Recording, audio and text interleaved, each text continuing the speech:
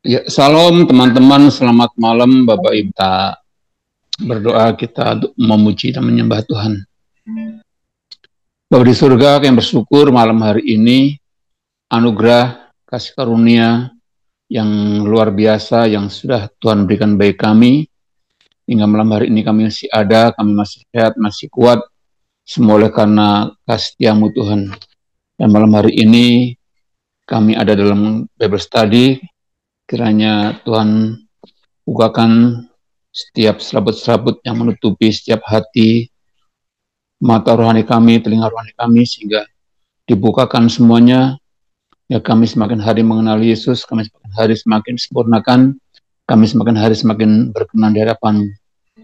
Terima kasih Tuhan, rapi setiap kami semua pagi, malam hari ini, juga berkati teman-teman kami yang belum sempat bergabung, mungkin dalam setiap aktivitas, kegiatan-kegiatan mereka semuanya, Tuhan sertai mereka, sehingga mereka merasakan campur tangan Tuhan dalam kehidupan mereka. Terima kasih, kami dari awal bertahan hingga akhir hanya dalam nama Tuhan Yesus. Haleluya. Amin. Seperti rusa rindu sungaimu, jiwaku rindu engkau. Kaulah Tuhan hasrat hatiku, ku rindu menyembahmu.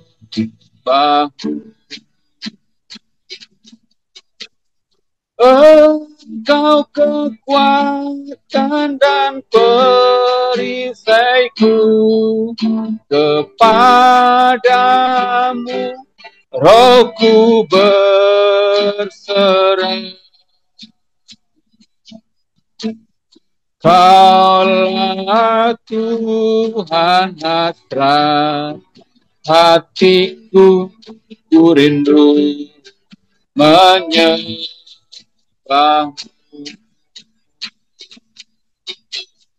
Yesus, Yesus, kau berarti bagiku. Oh Yesus, Yesus, kau segalanya bagiku. Akan pujian seperti rusa, seperti rusa rindu sungaimu, jiwaku rindu engkau. Kaulah Tuhan hasrat hatiku, ku rindu menyembahmu. Engkau kekuatan dan perisaiku, kepadamu rohku berserah. Kaulah Tuhan hasrat hatiku, ku rindu menyembahmu. Yesus, Yesus, kau berarti bagiku.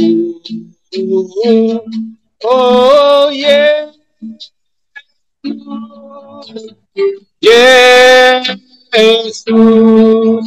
kau segalanya bagiku. Katakan Yesus,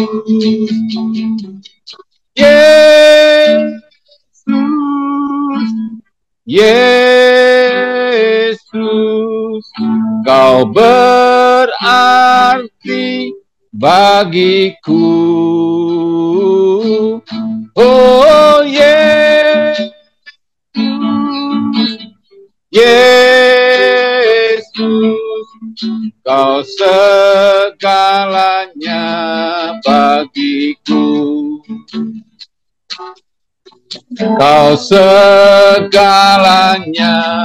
bagiku. Kau segalanya bagiku.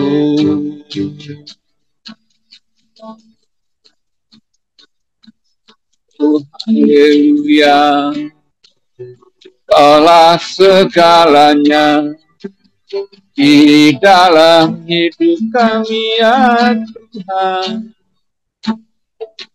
Hanya Engkau Yesus, Allah itu.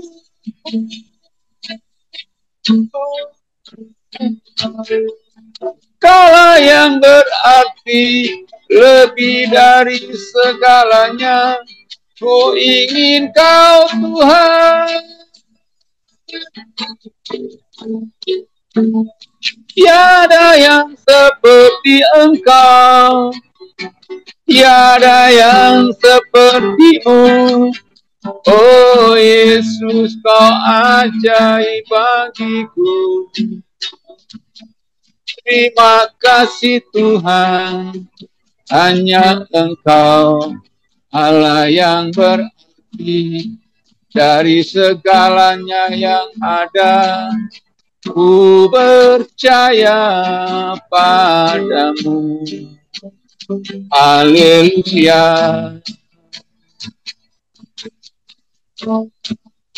Terima kasih Yesus. Terima kasih.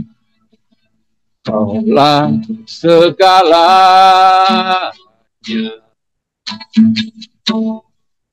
di dalam hidup.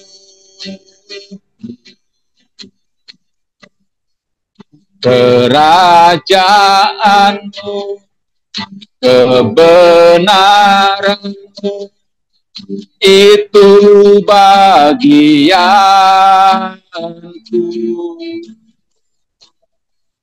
Kaulah yang kupandang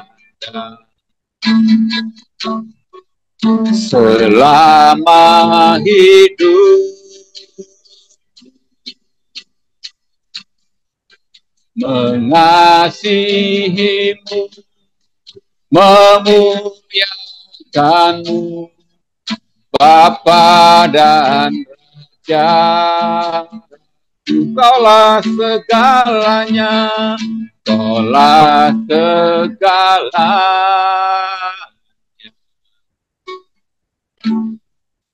di dalam hidup. Kerajaanmu, kebenaranmu, itu bagianku.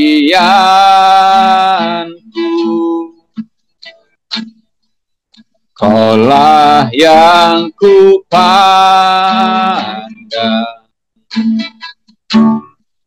selama hidup, mengasihimu, memuliakanmu, Bapa dan Rajaku. Sekali katakan, Kaulah segalanya, Kaulah segalanya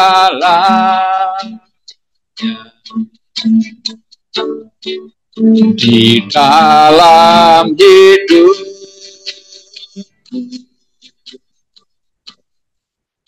Kerajaanmu,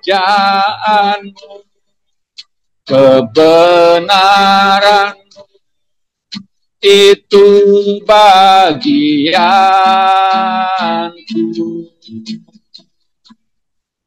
Kaulah yang kupandang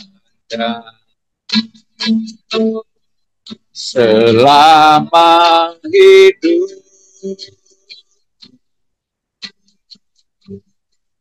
Mengasihimu,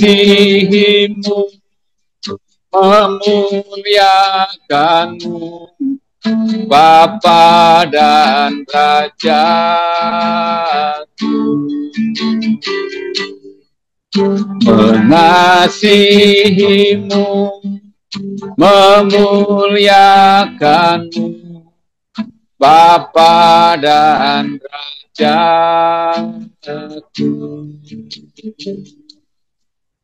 Mengasihimu, memuliakanmu, Bapa dan Rajaku.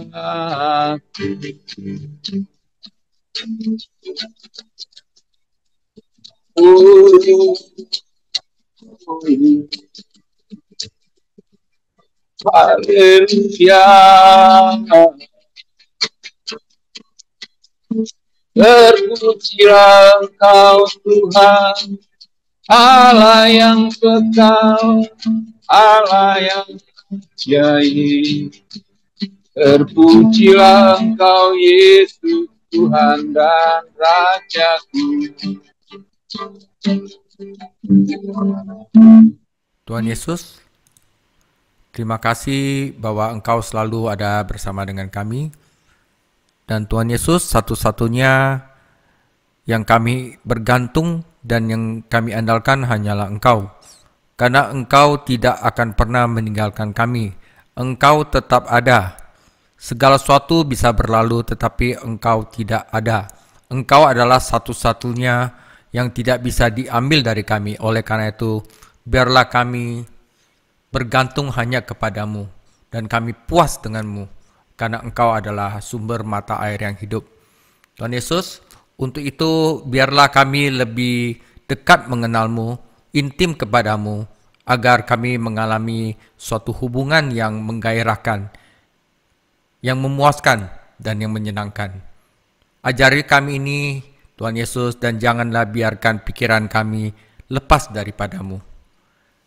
Tuhan Yesus juga pimpin mulut hati hamba, agar hamba dapat menyampaikan sesuatu sesuai dengan kehendak-Mu, dan juga bukalah hati kami masing-masing. Tuhan Yesus, lepaskanlah kami daripada yang jahat, jauhkanlah kami daripada pencobaan, karena Engkau yang punya kerajaan, kuasa, dan kemuliaan sampai selama-lamanya. Amin, saudara. Oke, kita masuk ke sesi pertama dari kitab Lukas yang terakhir, yaitu Lukas 13, pertanyaan dan jawaban, ya. Bagian terakhir, habis itu kita akan masuk 3 apologetik tentang iman, ya. Knowing by faith, Q&A about faith, and truth and tolerance.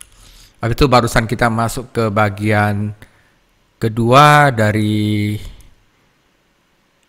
Injil Lukas. Kita langsung aja. Pendahuluan. Seorang murid Yahudi bertanya kepada gurunya, "Rabi, mengapa ketika saya bertanya kepadamu, engkau selalu menjawab dengan pertanyaan lain?" Rabi itu menjawab, "Jadi mengapa saya tidak boleh?" Ketika Yesus melanjutkan perjalanannya ke Yerusalem, ia menghadapi 4 situasi yang melibatkan pertanyaan-pertanyaan yang harus dijawab. Bertanya kepada orang bijak adalah awal dari kebijaksanaan. Tetapi tidak semua orang yang bertanya kepada Tuhan melakukannya dengan motivasi yang benar. Pengen ngetes doang. Tetapi itu tidak menghentikan Yesus untuk mengajarkan mereka apa yang perlu mereka ketahui.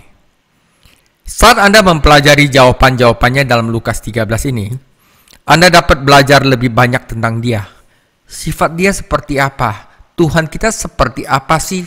Saya pengen mengenal dia. Oh, kalau dia ditanya itu, dia jawabnya ini. Motivasi dia jawabnya ini apa sih? Kenapa dia menjawab itu? Nah, itulah salah satu cara kita untuk mengenal dia.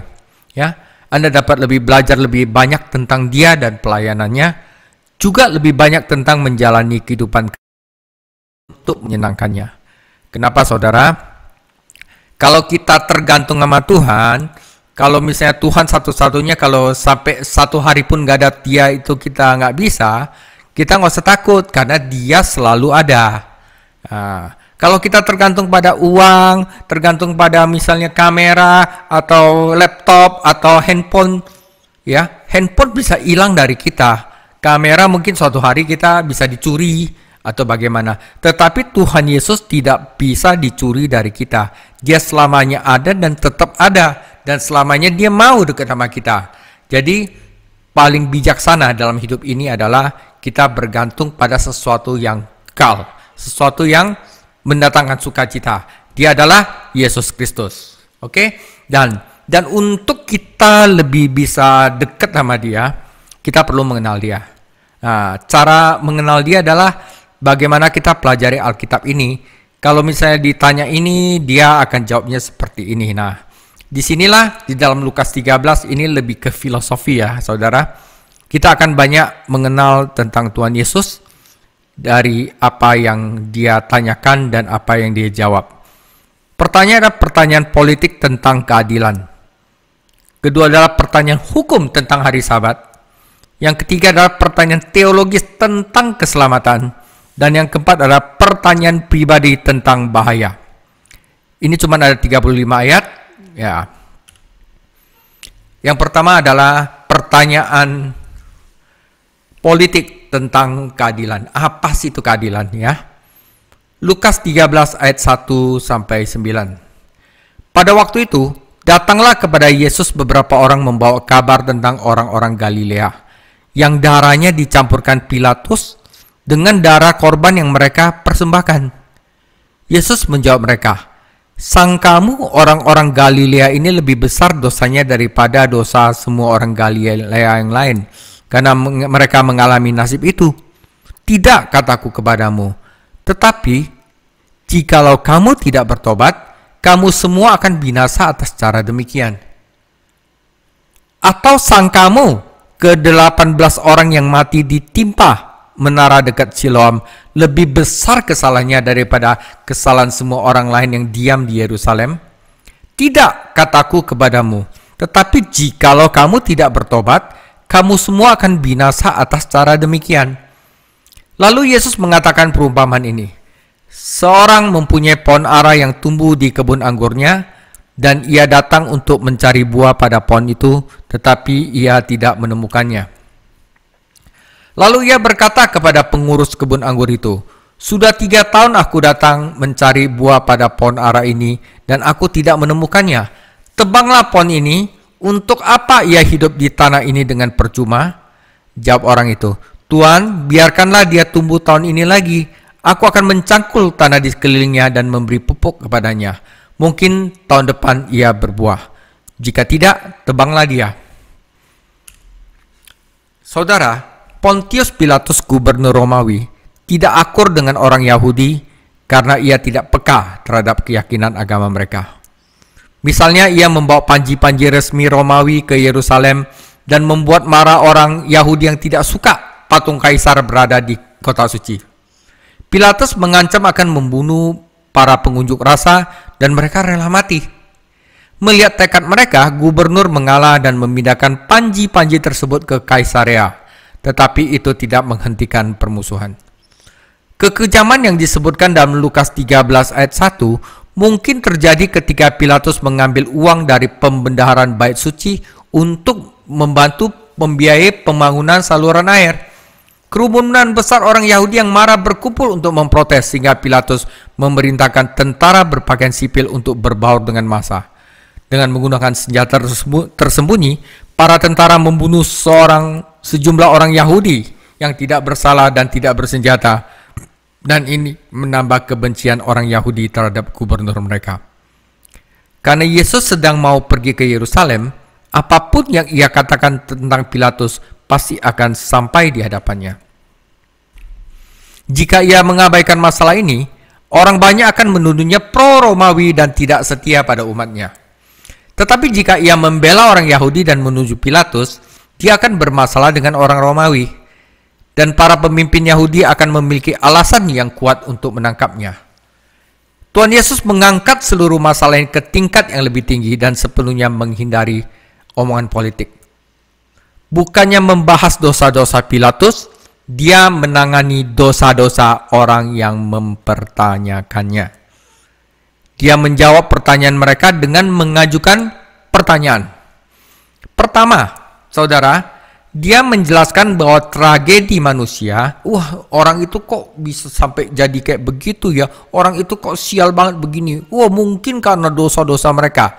Dia menjelaskan bahwa tragedi manusia tidak selalu merupakan hukuman ilahi, dan bahwa salah bagi kita untuk bermain Tuhan dan menghakimi. Teman-teman Ayub melakukan kesalahan ini ketika dia mengatakan bahwa penderitaan Ayub itu bukti bahwa Ayub itu berdosa.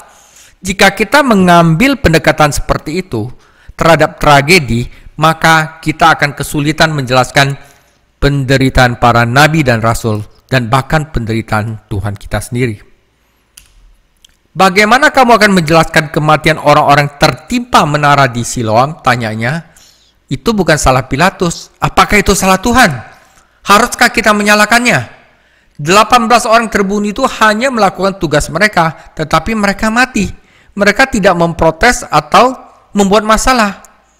Ketika penyair buta Inggris John Milton sudah tua dan tidak dikenal, suatu hari dia dikunjungi oleh Charles II, putra raja yang dipenggal kepalanya oleh kaum Puritan.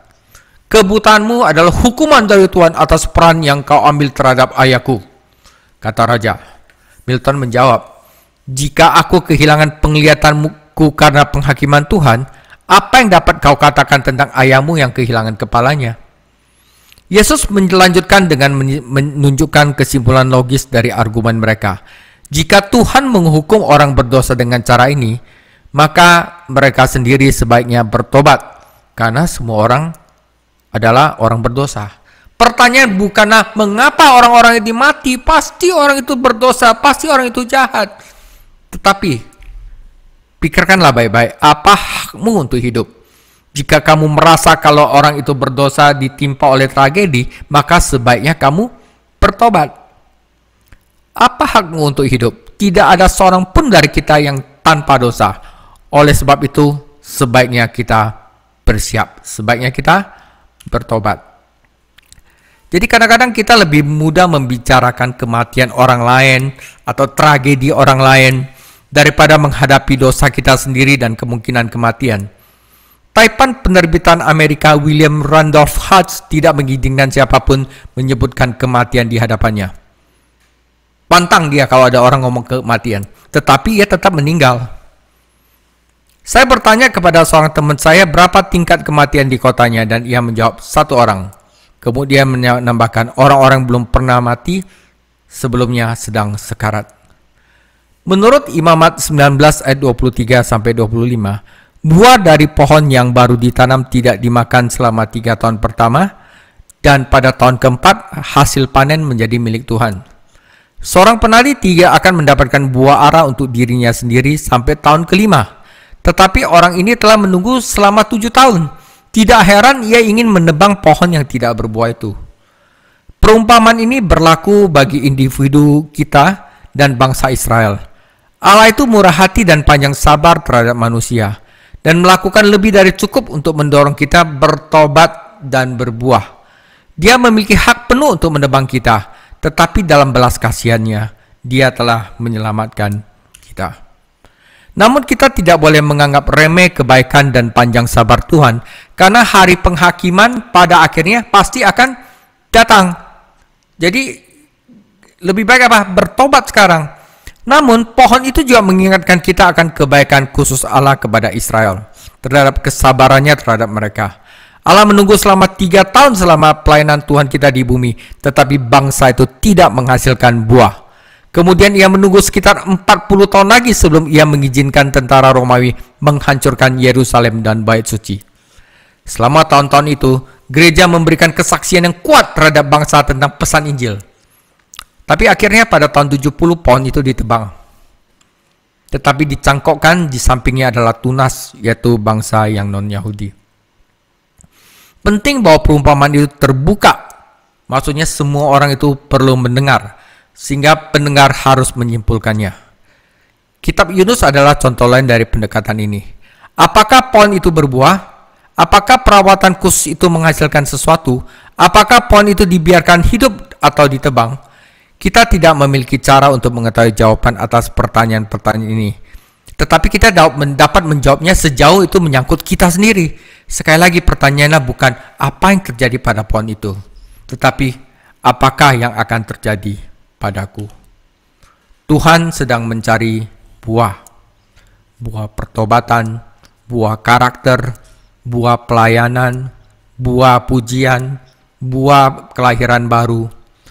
Dia tidak menerima yang lain, tidak menerima, saya sangat rajin untuk melayani Tuhan, tetapi saya masih belum berbuah. Itu bukan kompensasi, saudara. Ya, alasan Tuhan itu tidak boleh kompensasi. Dia tidak menerima pengganti, dan sekaranglah saatnya untuk kita bertobat. Lain kali Anda mendengar tentang tragedi yang merenggut banyak nyawa, ada gempa di manalah, ada tsunami di mana, orang itu terjangkit COVID dan mati semua. Kita harus tanya kepada diri sendiri. Sekarang ini, apakah saya sudah berbuah? Apakah saya hanya mengisi waktu luang? Apakah saya menghasilkan buah untuk kemuliaan Tuhan? Itu saudara, yang pertama tentang keadilan. Ya, kalau adil, semua orang masuk neraka. Kalau misalnya Tuhan mau menyelamatkan kita, itu namanya belas kasihan. Bagian kedua, saudara, pertanyaan hukum tentang hari Sabat. Lukas 13 ayat 10-21. Pada suatu kali, Yesus sedang mengajar dalam salah satu rumah ibadat pada hari Sabat. Di situ ada seorang perempuan yang telah 18 tahun telah dirasuk roh sehingga ia sakit sampai bungkuk punggungnya dan tidak lagi dapat berdiri tegak. Ketika Yesus melihat perempuan itu, ia memanggil dia dan berkata kepadanya, "Hai ibu, penyakitmu telah sembuh." Lalu ia meletakkan tangannya ke atas perempuan itu dan ketika itu berdirilah perempuan itu dan memuliakan Allah. Tetapi kepala rumah ibadat gusar karena Yesus menyembuhkan pada hari Sabat, menyembuhkan orang pada hari Sabat. Lalu ia berkata kepada banyak orang, ada 6 hari untuk bekerja, karena itu datanglah pada salah satu hari itu untuk disembuhkan, dan jangan pada hari Sabat. Tetapi Tuhan menjawab dia, katanya, "Hai orang-orang munafik, bukankah setiap orang di antaramu melepaskan lembunya atau keledainya pada hari Sabat dari kandangnya dan membawanya ke tempat minuman? Bukankah perempuan ini yang sudah 18 tahun diikat oleh iblis harus dilepaskan dari ikatannya karena ia adalah keturunan Abraham?" Dan waktu ia berkata demikian, semua lawannya merasa malu dan semua orang banyak bersukacita karena segala perkara mulia yang telah dilakukannya. Maka kata Yesus, "Seumpama apakah hal kerajaan Allah dan dengan apakah aku akan mengumpamanya? Ya seumpama biji sawi yang diambil dan ditaburkan orang di kebunnya. Biji itu tumbuh dan menjadi pohon dan burung-burung di udara bersarang pada cabang-cabangnya." Dan ia berkata lagi, "Dengan apakah aku mengumpamakan kerajaan Allah? Ya seumpama ragi yang diambil seorang perempuan, diadukkannya ke dalam tepung terigu 3 sukat sampai khamir seluruhnya." Jadi sesuatu yang tidak baik ini ada di dalam 2 perumpamaan terakhir ini. Nanti saya akan jelaskan. Pembebasan. Seandainya saya lumpuh selama 18 tahun, saya bertanya-tanya apakah saya akan setia beribadah dengan Tuhan minggu demi minggu di sinagoga. Tentu saja perempuan ini telah berdoa dan memohon pertolongan Tuhan, namun ia tidak dibebaskan. Namun ketidakpedulian Tuhan yang tampak tidak membuatnya getir atau kesal, di sanalah sekarang ia berada di sinagoga. Selalu peka terhadap kebutuhan orang lain, Yesus melihat perempuan itu dan memanggilnya untuk maju. Mungkin tampak tidak berperasaan bagi jemaat baginya untuk melakukan hal ini dan menyingkapkan cacatnya di depan umum. Tetapi dia tahu apa yang sedang dia lakukan. Salah satu alasannya adalah setan ada di sinagoga dan dia ingin menyingkapkannya dan mengalahkannya. Tetapi dia juga ingin perempuan itu membantunya mengajarkan orang-orang pelajaran penting tentang pembebasan. Setan bukan hanya untuk menundukkan manusia, tetapi dosa juga, kesedihan dan penderitaan. Yesus Kristus adalah satu-satunya yang dapat membebaskan tawanan. Dia mengucapkan firman, menumpangkan tangannya atas perempuan itu, dan perempuan itu disembuhkan serta memuliakan Allah. Itu adalah ibadah di sinagoga yang tidak pernah dilupakan oleh orang-orang. Tetapi kepala gerejanya, kepala sinagoganya marah. Ada orang disembuhkan, dia marah. Munafik itu, saudara. Jadi bukannya bersuka cita dan memuliakan Allah, kepala rumah ibadat menjadi sangat marah. Ia tidak memiliki keberanian untuk mengungkapkan kemarahannya kepada Yesus. Jadi ia memarahi jemaat. Namun semakin Anda merenungkan omelannya, semakin geli, saudara. Bayangkan mereka membawa orang sakit mereka untuk disembuhkan. Siapa yang akan menyembuhkan mereka? Apakah dia memiliki kuasa seperti itu? Dan jika memang demikian, mengapa dia tidak menggunakannya untuk menolong orang sebelumnya? Sungguh seorang munafik yang pengecut. Saudara, perempuan itu ada di dalam perbudakan roh jahat. Tetapi perbudakan kepala rumah sinagoga itu lebih parah dari perbudakan perempuan itu. Perbudakan perempuan itu hanya mempengaruhi tubuhnya, tetapi perbudakan pemimpin rumah ibadat membelenggu pikiran dan hatinya. Ia begitu terikat, dibutakan oleh tradisi orang-orang Farisi, tradisi kaumnya, sehingga ia menentang anak Allah. Albert Hubbard menyebut tradisi sebagai jam yang memberitahu kita pukul berapa saat itu. Kepala rumah ibadat tidak dapat mengerti waktu ini, dan ia pun dihukum. Pembenaran, Yesus bisa saja menyembuhkan perempuan itu pada hari lain dalam seminggu. Hari Senin, Selasa, Rebo, Kamis, Jumat. Lagi pula dia udah dibelenggu oleh 18 tahun yang menyakitkan. Cuman satu hari aja kalau Tuhan Yesus mau juga tidak akan berpengaruh. Namun Tuhan Yesus sengaja memilih hari Sabat karena ia ingin mengajarkan tentang pelajaran tentang pembebasan. Perhatikan pengulangan kata lepaskan. Pertama, Tuhan membela perempuan itu dan menegur kepala rumah ibadat. Yesus memperingatkan bahwa ia telah memperlakukan ternaknya, lembunya, keledainya lebih baik dalam memperlakukan jemaatnya, memperlakukan perempuan malang ini. Dakwaan ini juga mencakup jemaat. Tuhan kita berargumen dari yang kecil ke yang besar. Jika Allah mengizinkan orang menolong hewan mereka yang haus pada hari Sabat, bukankah ia ingin memperhatikan orang-orang yang membutuhkan yang diciptakan menurut gambar Allah? Tradisi apapun yang menghalangi kita untuk menolong orang lain bukan berasal dari Allah. Jangan berdasarkan hukum. Bahkan mudah untuk menggunakan tradisi sebagai alasan untuk tidak memperhatikan orang lain. Yesus berkata bahwa perempuan ini adalah anak perempuan Abraham, merujuk pada kondisi rohaninya, bukan kelahiran fisiknya. Semua perempuan Yahudi pastilah anak-anak perempuan Abraham. Apakah ini berarti ia telah bertobat sebelum Tuhan menyembuhkannya? Jika demikian, maka ia adalah satu-satunya orang percaya dalam perjanjian baru yang menderita secara fisik karena serangan iblis. Kita tidak yakin apakah duri dalam daging Paulus, ya, atau bagaimana tepatnya setan menggunakannya untuk melakukan penderitaan Paulus. Ya, tapi kalau misalnya duri dalam daging itu adalah serangan iblis, maka Paulus dan wanita ini, ya, yang menjadi percaya dalam perjanjian baru. Mungkin ini masalah semantik, tetapi saya lebih suka menyebut pekerjaan setan dalam diri orang percaya sebagai penindasan setan daripada kerasukan setan. Sebenarnya kata Yunaninya adalah dirasuki setan. Jadi kita tidak perlu membayangkan kerasukan dalam konteks spasial. Tentu saja setan dapat dan memang menyerangkan tubuh dan pikiran umat Allah. Beberapa penindasan setan dapat berlangsung selama bertahun-tahun sampai seorang menyadari bahwa setan sedang bekerja. Saudara, tidak semua penyakit disebabkan oleh setan. Jadi kita tidak boleh menyalahkan segala sesuatu kepada setan. Ada orang-orang di jemaat yang berharap menggunakan pelanggaran Sabat itu untuk menuduh Yesus. Ya, tetapi Yesus malah membuat mereka begitu malu sehingga mereka tidak dapat mengatakan apa-apa. Pelajaran yang Yesus ajarkan jelas. Setan itu pasti memperbudak orang. Tetapi kebebasan sejati datang dari percaya kepada Yesus Kristus. Saudara, Sabat yang Allah ingin berikan kepada kita adalah ketenangan hati. yang datang melalui kasih karunia Tuhan Yesus. Itu sahabat, bukan menaati tradisi, bukan pakai SOP, bukan hukum. Perumpamaan dalam Lukas 13 ayat 18 sampai 21 kemungkinan besar disampaikan kepada jemaat tepat sebelum Yesus dan ke-12 muridnya meninggalkan sinagoga. Ya, ia telah menggunakan perumpamaan ini sebelumnya dan para murid memahaminya. Beberapa orang melihat di dalamnya gambaran pertumbuhan kerajaan Allah dari tampak luar biji sesawi dan pengaruh kerajaan Allah yang tak terlihat dari dalam, yaitu ragi. Dengan menggunakan perumpamaan ini, Yesus berkata,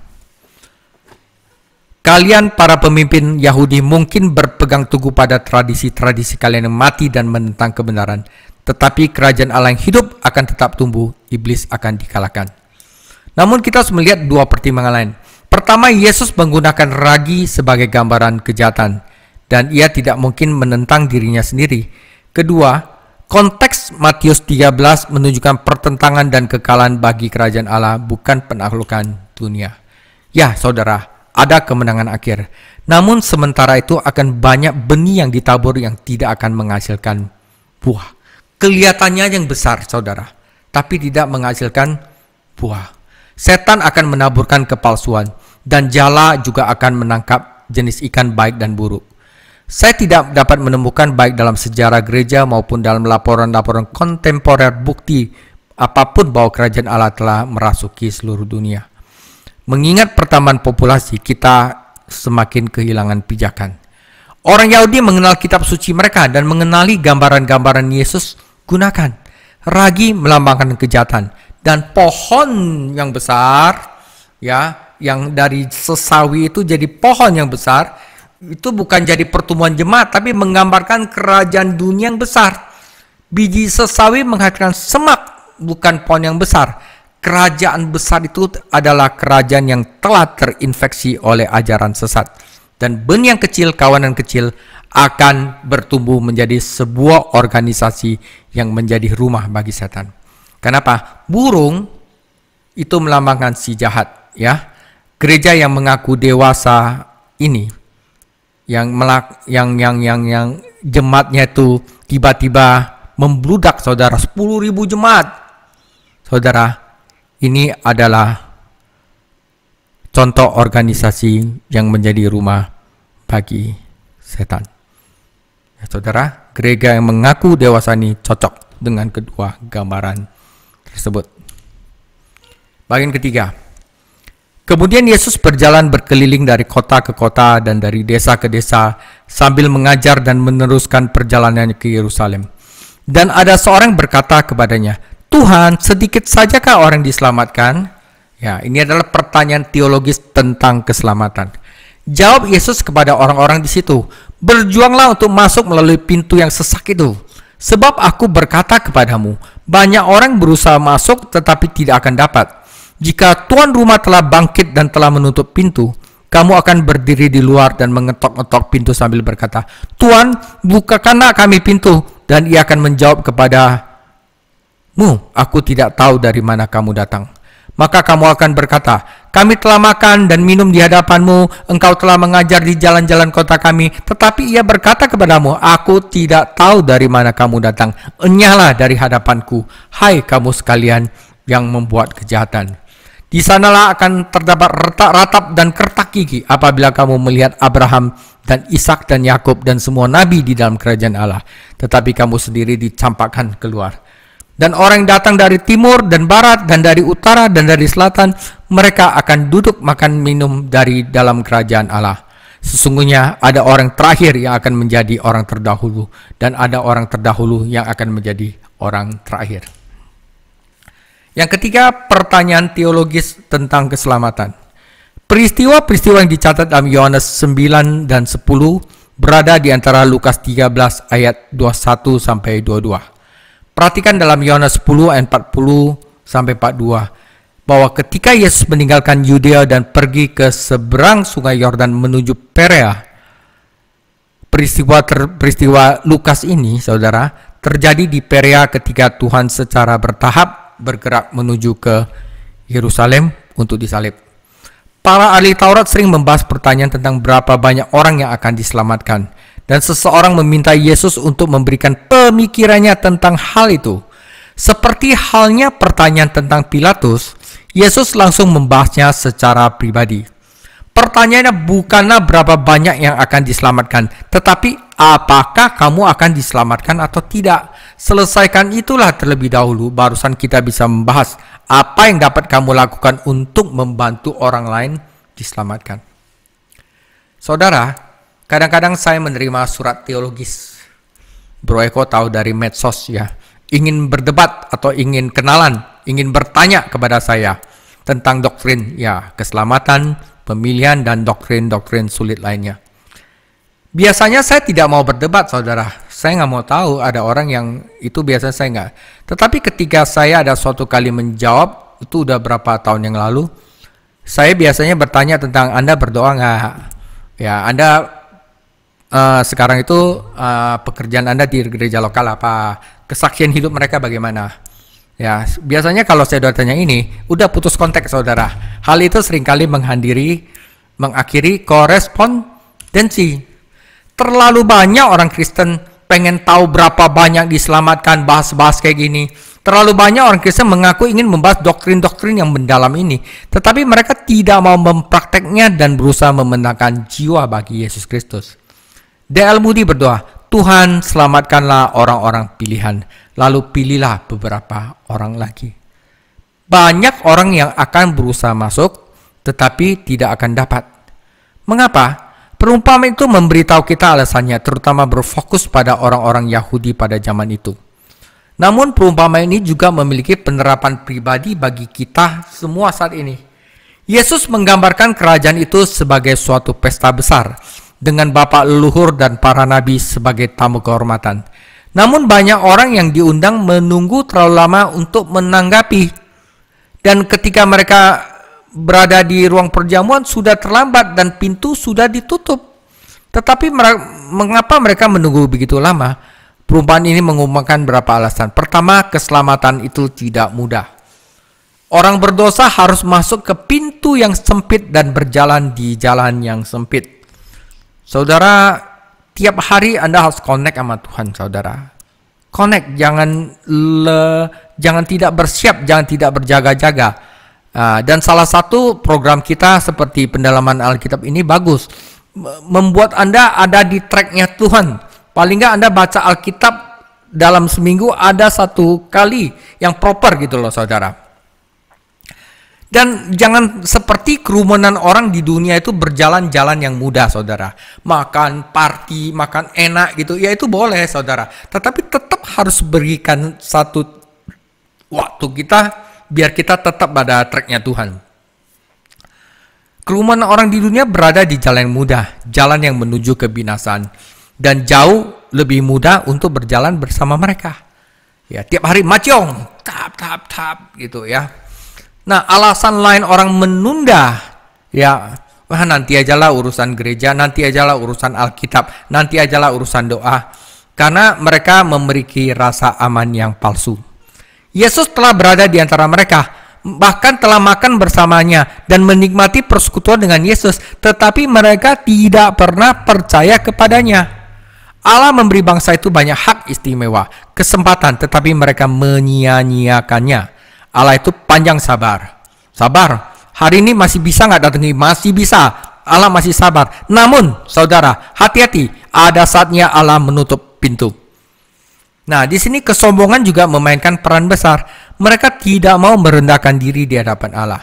Di mata mereka sendiri, mereka yang nomor satu. Tetapi di mata Allah mereka adalah yang terakhir. Bangsa-bangsa lain nanti. Saudara, nanti ada bangsa-bangsa lain, agama-agama lain yang datang menggantikan mereka. Bayangkan, nanti anjing-anjing najis bangsa lain duduk pesta bersama Abraham, Ishak, dan Yakub. Sementara orang-orang Yahudi tidak percaya ada di luar. Orang-orang ini terhilang karena mereka bergantung pada agama kuno mereka untuk menyelamatkan mereka. Tetapi Yesus melihat mereka sebagai pelaku kejahatan, bukan pelaku kebenaran. Dibutuhkan lebih sekedar penghormatan terhadap tradisi untuk masuk ke dalam kerajaan Allah. Tetapi alasan utama diberikan kepada Yesus sendiri. Kamu tidak mau. Masalah hati, saudara. Kalau misalnya Tuhan Yesus sudah menawarkan air hidup, barang siapa mau, datanglah kepadaku dan minum. Pikiran mereka telah diajar oleh firman. Hati mereka telah digerakkan oleh perbuatan-perbuatan yang ajaib. Tetapi keinginan mereka keras kepala dan tidak mau tunduk kepadanya. Saudara, inilah konsekuensi mematikan dari nanti ajalah penundaan. Semakin lama orang berdosa menunggu, semakin keras hati mereka. Jadi saudara, pada hari ini jika kamu mendengar suaranya, jangan keraskanlah hatimu.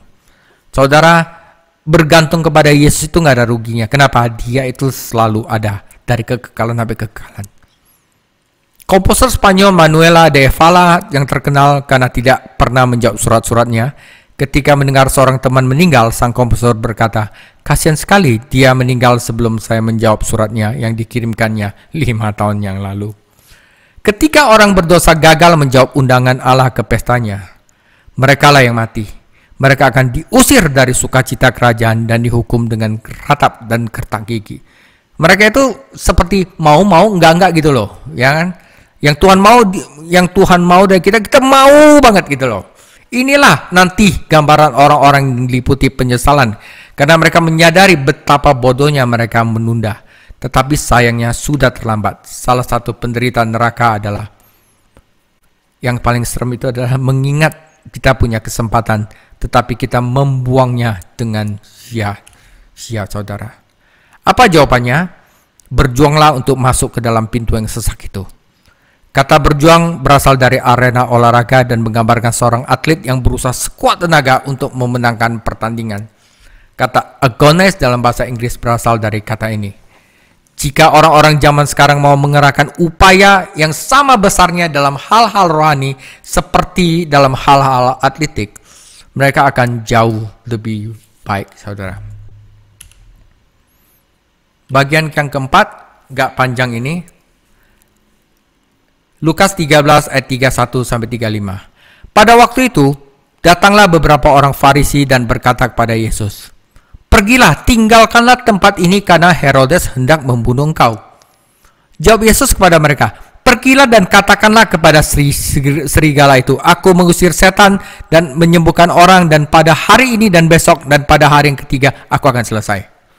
Tetapi hari ini dan besok dan lusa aku harus meneruskan perjalananku, sebab tidaklah semestinya seorang nabi dibunuh kalau tidak di Yerusalem. Yerusalem, Yerusalem, engkau yang membunuh nabi-nabi dan melempari dengan batu orang-orang yang diutus kepadamu. Berkali-kali aku rindu mengumpulkan anak-anakmu, sama seperti induk ayam mengumpulkan anak-anaknya di bawah sayapnya. Tetapi kamu tidak mau, saudara. Sesungguhnya rumahmu ini akan ditinggalkan dan menjadi sunyi. Tetapi aku berkata kepadamu, kamu tidak akan melihat aku lagi hingga pada saat kamu berkata, diberkatilah dia yang datang dalam nama Tuhan. Saudara, saat itu Yesus ada di Perea, ya, yang tempat ia itu dekat Galilea. Dia lagi jalan menuju Yerusalem. Tempatnya itu diperintah oleh Herodes Antipas, putra Herodes Agung. Orang-orang Farisi ingin membawa Yesus kembali ke Yudea, itu dari Yerusalem di bawah. Jadi tempat para pemimpin agama dapat mengawasinya untuk menjebaknya, sehingga mereka mencoba menakut-nakutin Yesus supaya Yesus ada di bawah. Saudara, sebenarnya Herodes merasa bingung dengan pelayanan Tuhan Yesus dan takut bahwa Yohanes Pembaptis yang dibunuhnya itu telah bangkit dari kematian. Bahkan pada suatu saat Herodes ingin bertemu Yesus agar ia dapat melihatnya melakukan mujizat. Namun tampaknya hati Herodes semakin keras. Karena itu sekarang ia mengancam akan membunuh Yesus. Ya, jadi peringatan yang diberikan orang-orang Farisi kepada Yesus itu benar. Tidak diragukan lagi, itu benar. Jika tidak, Yesus tidak akan menjawab seperti yang ia lakukan. Tetapi saudara, di sini kita harus belajar, Tuhan Yesus tidak takut akan bahaya. Karena saudara, orang yang dipakai Tuhan itu sebenarnya tidak dapat mati kecuali Tuhan menghendaki. Orang yang mengajar, melakukan firman Tuhan itu nggak usah takut mati, karena dia ada di dalam jadwal ilahi. Kalau waktuku belum tiba, ya tidak akan mati. Ya, ia mengikuti jadwal ilahi. Jadi dia tahu Herodes datang pun dia pasti akan terlepas dari situ. Dan tidak ada orang yang dapat menyakitinya. Kenapa? Orang yang ada di dalam kehendak Allah, ia akan melakukan kehendak Allah menurut jadwal Bapa. Telah ditetapkan sejak kekekalan bahwa anak Allah disalibkan itu tepatnya di Yerusalem pada hari Paskah. Jadi waktu dia belum tiba. Dan bahkan Herodes Antipas tidak dapat menghalangi tujuan Allah. Justru sebaliknya musuh-musuh Tuhan ini hanya membantu memenuhi kehendak Allah. Yesus menggunakan sedikit sarkasme kudus dalam jawabannya. Ia membandingkan Herodes dengan seekor serigala, binatang yang tidak dihormati oleh orang Yahudi. Dikenal karena kelicikannya, serigala adalah ilustrasi yang tepat dari Herodes yang licik. Yesus memiliki pekerjaan yang harus dilakukannya dan dia menyelesaikannya. Lagi pula, Yesus berjalan dalam terang dan serigala berbulu dalam kegelapan. Namun Yesus juga menyampaikan sesuatu tentang bangsanya. Tidak mungkin seorang nabi binasa di luar Yerusalem. Ini sejalan dengan apa yang telah ia katakan kepada ahli-ahli Taurat dan orang-orang Farisi dalam Lukas 11 ayat 47 sampai 51. Bangsa ini tidak hanya menolak undangan kasih Allah untuk pestanya, tetapi mereka bahkan membunuh para hamba Allah yang membawa undangan itu. Hati Tuhan Yesus berduka ketika ia melihat ketidakpercayaan dan pemberontakan di sekitarnya, dan ia pun meratap atas penderitaan bangsa Yahudi.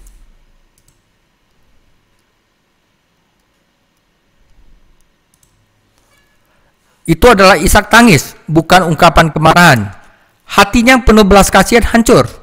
Gambaran induk ayam dan anak-anaknya pasti sudah tidak asing lagi bagi bangsa agraris seperti orang Yahudi.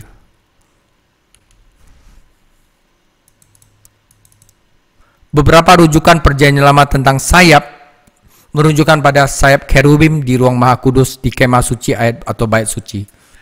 Ayam betina mengumpulkan anak-anaknya ketika ia melihat bahaya akan datang. Orang-orang Farisi memberitahu Yesus bahwa dia dalam bahaya, padahal sebenarnya merekalah yang berada dalam bahaya. Dalam ratapan ini, Yesus berbicara kepada seluruh bangsa, bukan hanya kepada orang-orang Farisi yang mencoba memprovokasinya. Orang-orang telah diberikan kesempatan untuk bertobat dan diselamatkan, tetapi mereka menolak untuk mengindahkan panggilannya. Rumah mengacu pada keluarga Yakub dan bait suci, yang keduanya akan ditinggalkan dalam keadaan sunyi. Kota dan bait suci akan dihancurkan pada tahun 70 dan orang-orang tercerai-berai. Namun saudara, betapapun pemberontakan yang dilakukan manusia, betapapun pemberontakan dilakukan oleh Israel, ada masa depan bagi Israel. Waktunya akan tiba ketika Mesias mereka kembali dan dikenali serta diterima oleh orang-orang. Mereka akan berbicara, diberkatilah dia yang datang dalam nama Tuhan.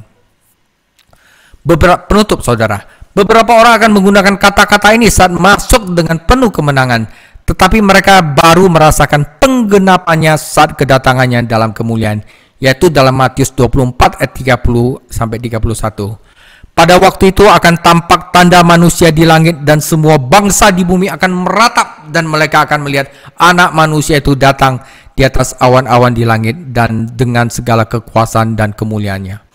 Dan ia akan menyuruh keluar malaikat-malaikatnya untuk meniup sangkakala yang dahsyat bunyinya, dan mereka akan mengumpulkan orang-orang pilihannya dari keempat penjuru bumi, dari ujung langit yang satu ke ujung langit yang lain.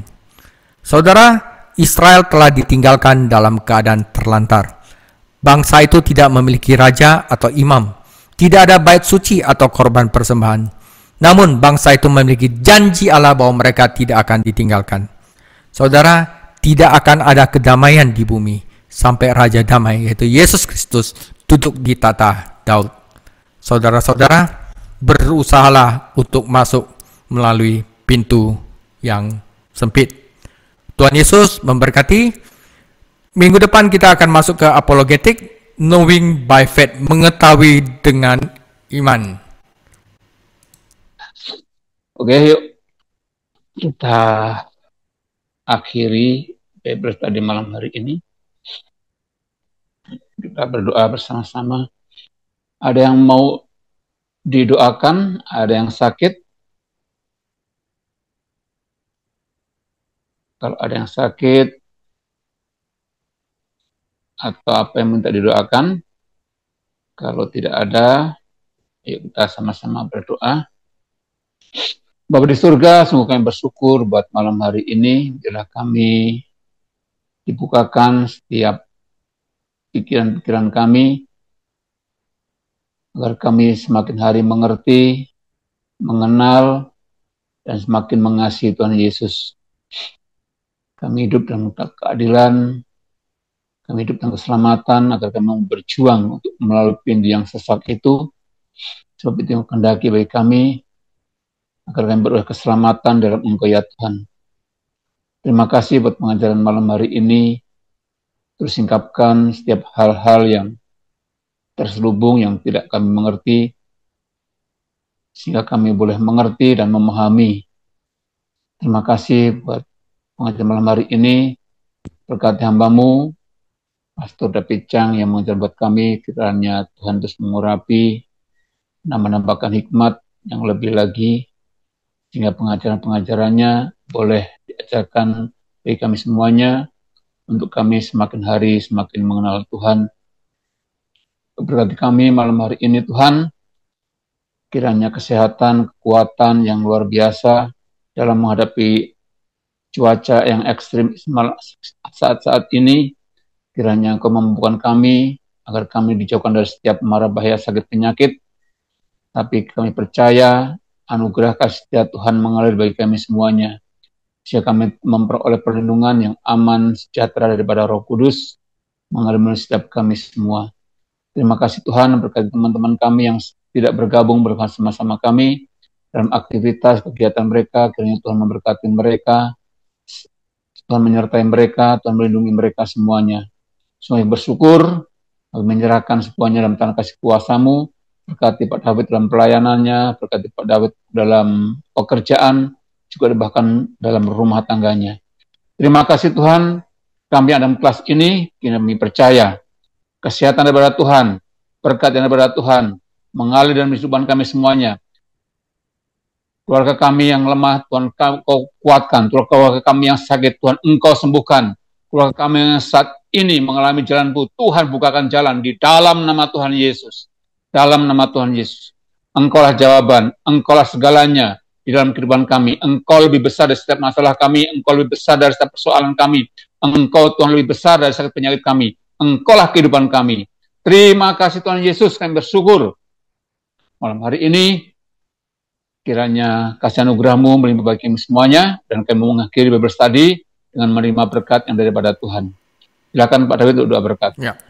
Kiranya Allah damai sejahtera menguduskan kamu seluruhnya, dan semoga roh jiwa tubuhmu terpelihara sempurna dengan tak bercacat pada kedatangan Yesus Kristus Tuhan kita untuk kedua kalinya.